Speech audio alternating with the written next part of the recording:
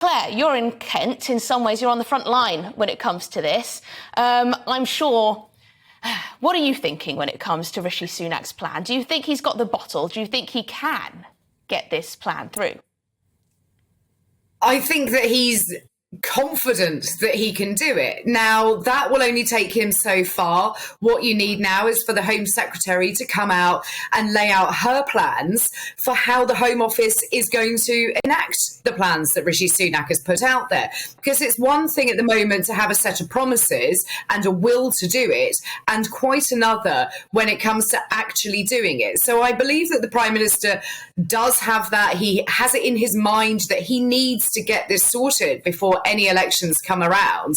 But we really need the Home Secretary now to push through legislation which gives us those removal agreements with other countries. Otherwise, you're not going to get anywhere. No. Benjamin, that's a good point, isn't it, actually? So the Home Secretary's boss essentially has stood up and announced all these things that she's then going to have to fulfil. Otherwise, presumably, Rishi Sunak will knock on her door or indeed lay the blame at her feet. Yeah, I think it's, giving her a bit of a difficult task, really, to sort of pass the buck to her, suggesting that it's her job to deal with it when she's not being given the proper support. And also, the government are currently preparing to deal with an influx of even more channel migrants over the next year or 2 years.